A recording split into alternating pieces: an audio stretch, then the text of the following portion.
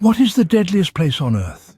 You may think of the scorching Sahara Desert, the freezing Antarctica, or the perilous Everest Peak, but you'd be wrong. Our journey takes us to a small island off the coast of Brazil. Nestled in the azure waters of the Atlantic Ocean, a mere 93 miles from the bustling city of São Paulo, lies an island shrouded in mystery and danger. Its name alone is enough to send a shiver down the spine of even the most hardened adventurer. Ilha da Queimada Grande, better known as Snake Island. From a distance it appears to be a verdant paradise, but a venture closer and you'll discover that it's anything but. This island is home to a unique and deadly species of pit viper, the Golden Lancehead. Their venom is so potent it can kill an adult human in mere seconds. But it's not just the venomous snakes that make this island dangerous, it's their astonishing density. Some estimates suggest there's one snake for every square meter of the island. That's right, step anywhere on this island, and you're likely within striking distance of a lethal predator. But don't pack your bags just yet. The Brazilian government has deemed the island so perilous that it's illegal for anyone to set foot on it. The only exceptions are a handful of specially trained researchers and the Brazilian Navy, who undertake the risky journey to study these remarkable creatures. This prohibition serves not just to protect potential visitors, but also to preserve the unique ecosystem of the island and its serpentine inhabitants. And so, the island remains a forbidden, deadly paradise. A place where nature reigns supreme, untouched by human hands. A place that continues to intrigue and terrify us. A symbol of the wild unpredictability of our planet. A place so dangerous it's forbidden to step foot on it. Welcome to Snake Island. So we're finally here, Snake Island. A whole lot of snakes on a little chunk of land. Not sure I want to be here now.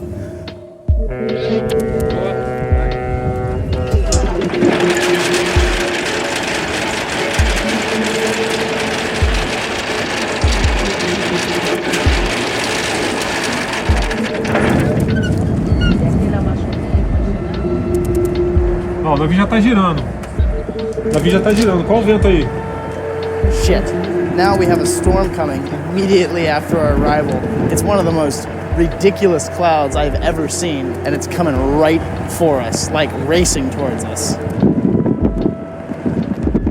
More and more, I really do think we've come to like an experimental island, and I can't fucking believe we're actually gonna go walk up that thing. Sometimes the ocean changes and you can't go out, so sometimes you have to wait here for 2 or 3 days until the ocean is okay for you to ride.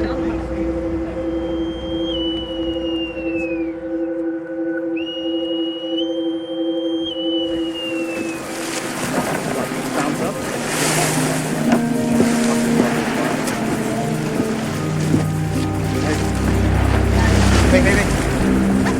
Tá girando, tá girando. Vem, vem, vem.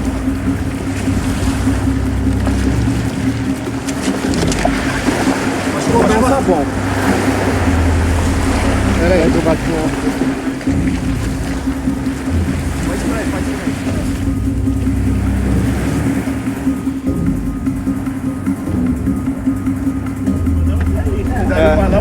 Todo mundo pronto? Senhores, vamos ter atenção, tá? Tá pronto pra fora. Sem medo, a gente foi preparado.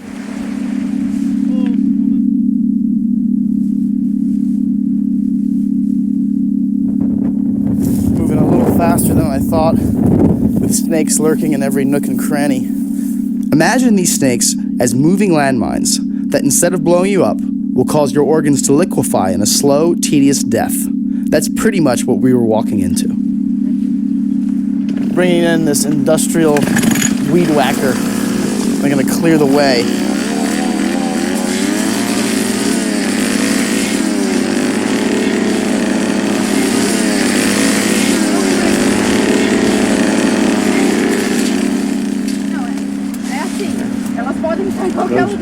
This is the problem because you can't see the snakes here.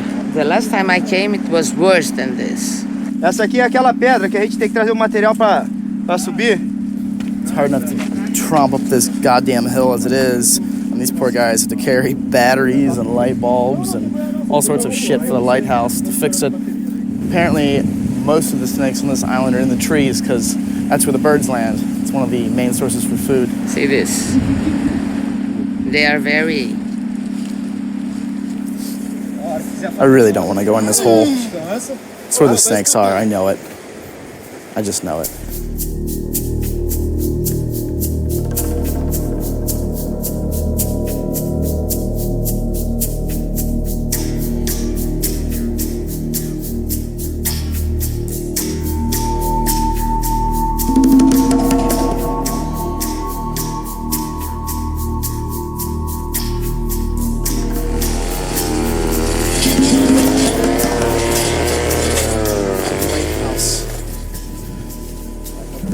Doors busted off.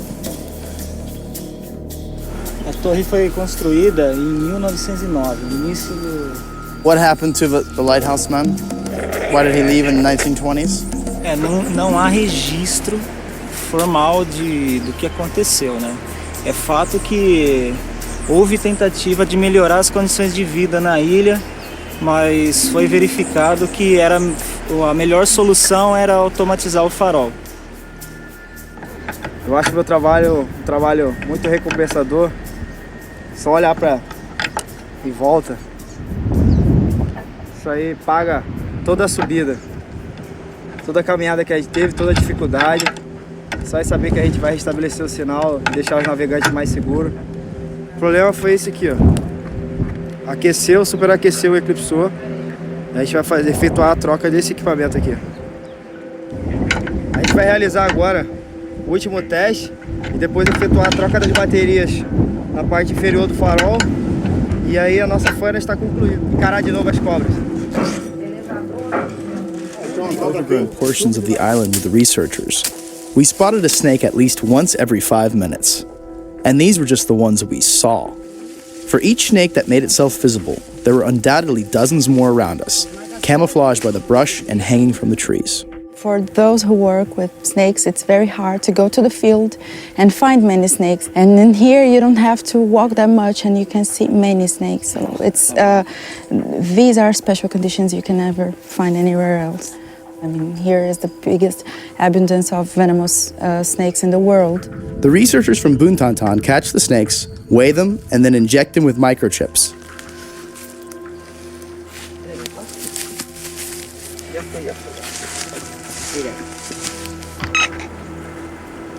Não é aquele lá que eu tirei o Mas eu tenho que ver se tá. Once we find an animal, we just capture them, so we can measure and weigh. We check about the reproductive status of the animal.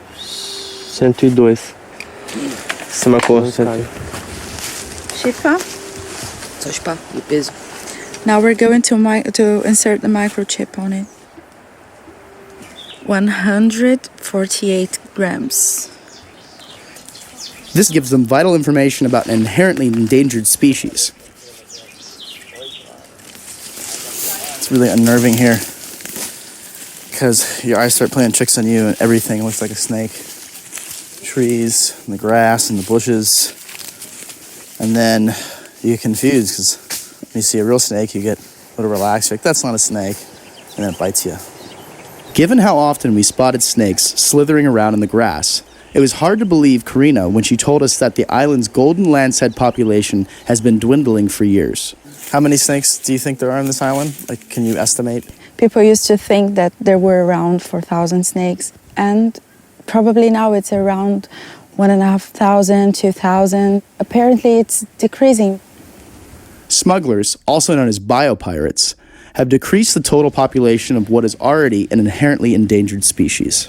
So it's very common, actually, that when we get to the continent, if we have animals with us, like a friend of ours already went to the continent carrying snakes, which were supposed to go to our lab, and then a guy just came to her and asked her if she wanted to sell it, and they offer like $10,000 to $30,000 for one snake. So For this snake? For this snake, yeah. Snake Island, or Ilha da Queimada Grande, is not your ordinary island.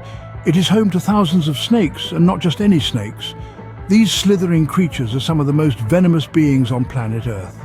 Amongst them, the Golden Lancehead Viper takes the crown. This snake is unique to Snake Island and is considered one of the deadliest serpents in the world.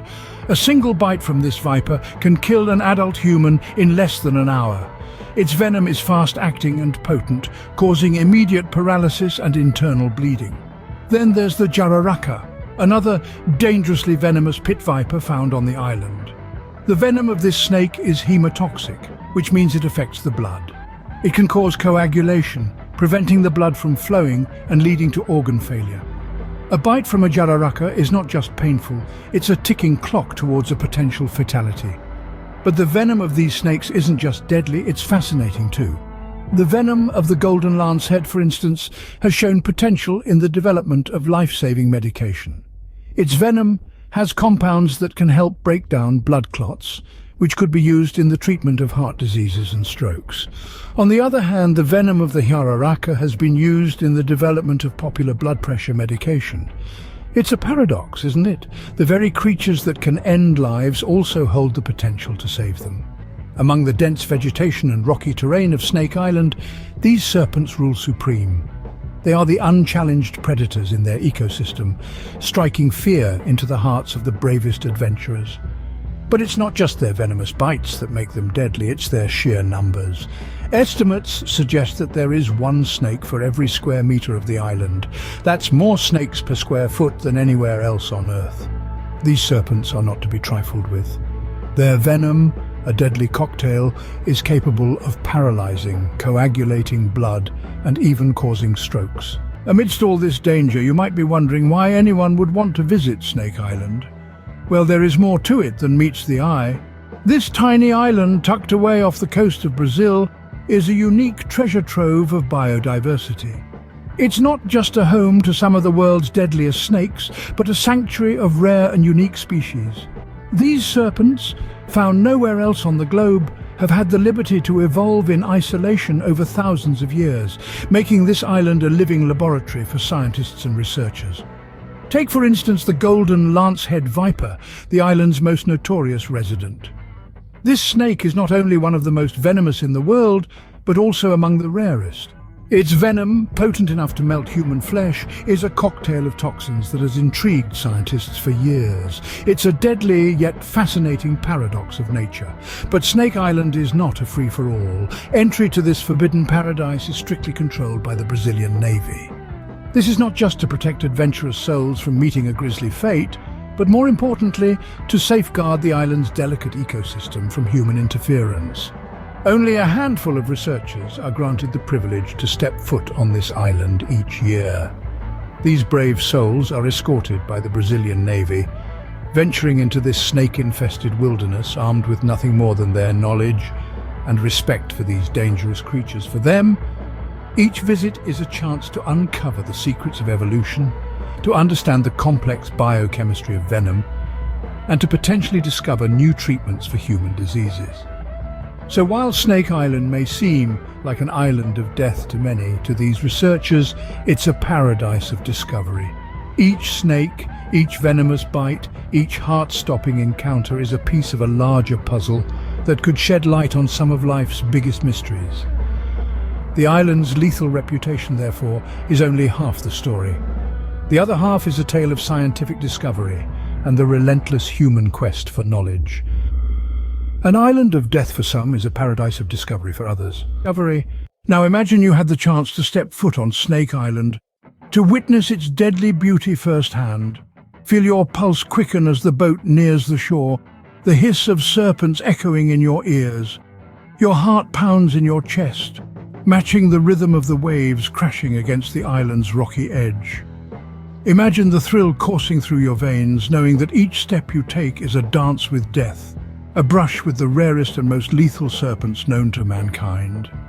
Feel the adrenaline rush as you navigate the dense undergrowth, the very air you breathe heavy with danger and mystery. Picture the exhilaration of surviving 24 hours in the heart of this forbidden paradise, of living to tell the tale of your journey to the deadliest place on Earth. A tale of courage, of adventure, of a voyage like no other. How much would you be willing to pay for a 24-hour visit to the deadliest place on Earth? Share your thoughts in the comments below. Subscribe to the channel for more video, and please give us a thumbs up if you enjoyed this.